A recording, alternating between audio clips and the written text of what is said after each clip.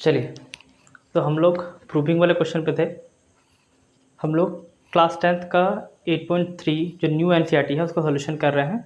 2 part में proving वाला solution कर चुके थे। अब ये तीसरा पार्ट में आज हम लोग 8.3 पूरा कंप्लीट कर देंगे, यानी कि क्लास 10th का पूरा चैप्टर 8 यानी एक्सरसाइज 8 पूरा कंप्लीट हो जाएगा। ठीक है, तो चलिए देखते हैं। 7वां नंबर क्वेश्चन था sine theta minus 2 sine cube theta by 2 cos theta minus cos theta, tan theta prove करना है। ठीक है, तो चलिए काम करते हैं। ऊपर वाला से साइन थीटा हम लोग कॉमन निकाल लेते हैं। क्या हो जाएगा, यहाँ 1 माइनस यहाँ क्या है 2 साइन क्यूब थीटा है, तो एक साइन थीटा अगर कॉमन निकालेंगे तो 2 साइन स्क्वायर थीटा बच जाएगा। ठीक है, बाय 2 कॉस थीटा, यहाँ माइनस कॉस थीटा है, तो काम करते हैं कॉस थीटा कॉमन निकाल देते हैं। क्या हो जाएगा 2 में भी यहाँ कॉस स्क्वायर थीटा होगा। चलिए 2 एक मिनट, यहाँ पर कॉस क्यूब थीटा है, फिर से स्टार्ट करते हैं।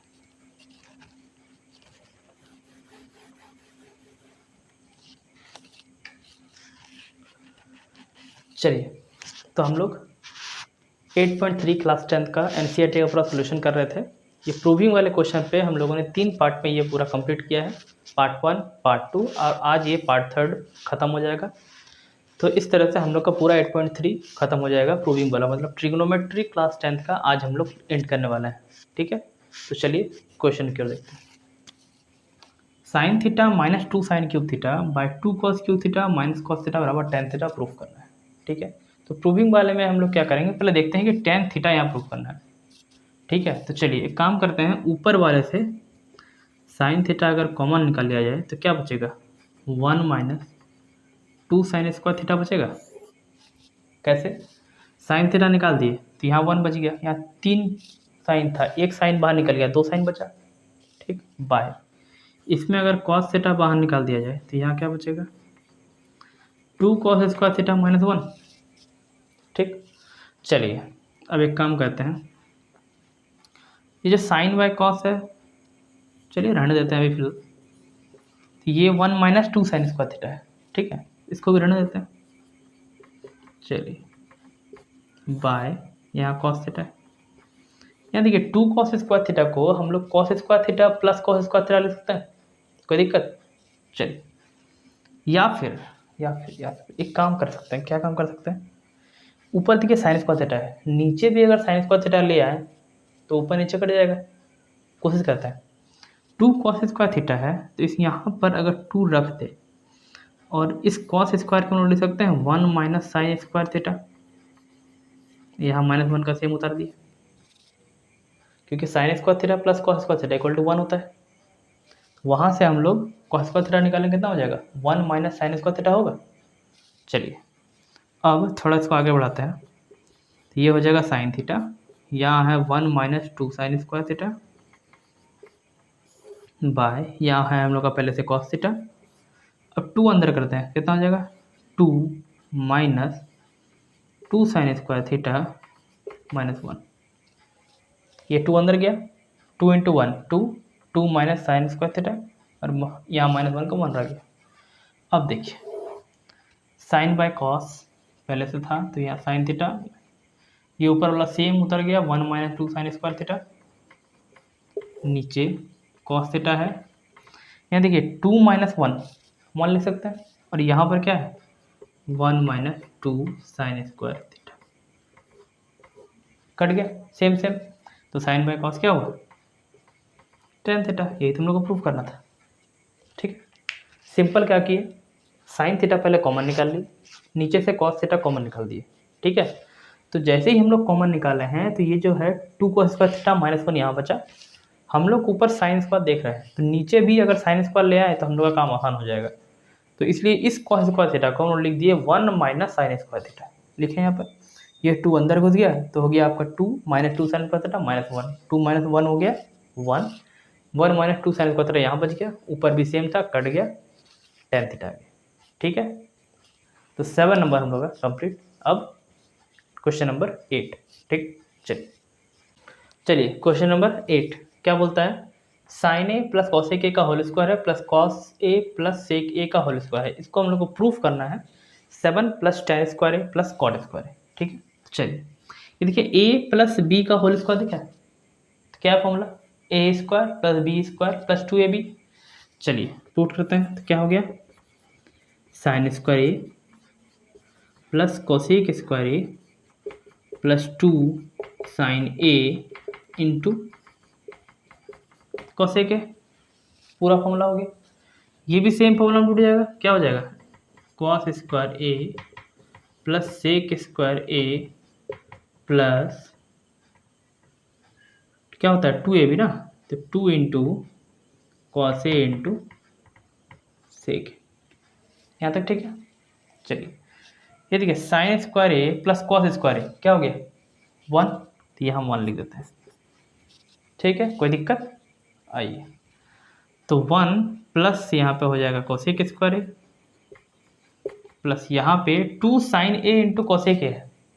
देखिए 2 साइन ए है यहाँ पे, इस कोसेक को लिख सकते हैं 1 बाय साइन, कोई दिक्कत। चलिए ये कॉस स्क्वायर काम पहले हो चुका है, प्लस ये देखिए यहाँ पर सेक स्क्वायर ए है प्लस 2 इंटू क्या है कॉस ए इंटू सेक को लिख सकते हैं 1 बाय कॉस ए, क्योंकि उसका उल्टा होता है। यहाँ देखिए साइन ए खत्म, कॉस खत्म, सिंपल।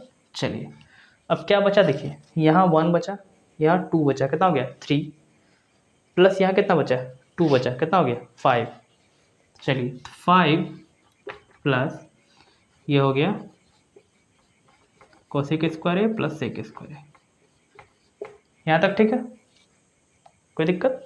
चलिए अब देखिए इस कोसेक स्क्वायर का हम ले सकते हैं 1 प्लस कॉट स्क्वायर ए, ठीक है, ये फॉर्मूला याद रखिएगा, 1 प्लस कॉट स्क्वायर ए होता है कोसेक स्क्वायर ए, और उसी तरह 1 plus tan square A equal to होता है सेक स्क्वायर ए।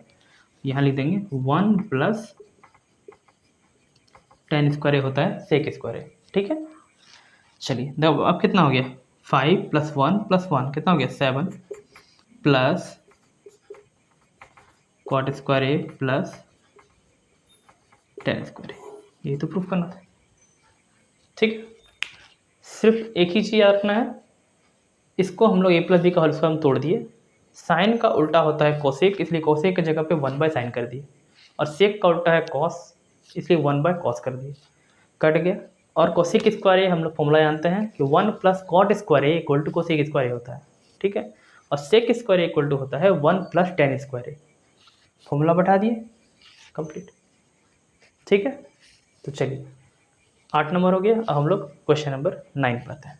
चलिए क्या है, cosec A minus sine A into sec A minus cos A बराबर प्रूफ करना है 1 by tan A plus cot A, ठीक है। तो चलिए लिखते हैं हम लोग इसको, कॉसेक को लिख सकते हैं 1 बाय साइन, और यहाँ हम लोग का साइन ए पहले से है, ठीक। इस कॉस, ये तो सेक है, इसको लिख सकते हैं 1 बाय कॉस, यहाँ कॉस पहले से है। आगे बढ़ाते हैं, क्या हो जाएगा, साइन ए हम लोग कैल्शियम ले लेते हैं, तो यहाँ हो गया 1 माइनस साइन स्क्वायर है, कोई दिक्कत, क्योंकि इसके नीचे कुछ नहीं है तो 1 है, ठीक है। चलिए कॉस ए हो गया एलसीएम, यहाँ हो गया 1 माइनस कॉस स्क्वायर, कोई दिक्कत।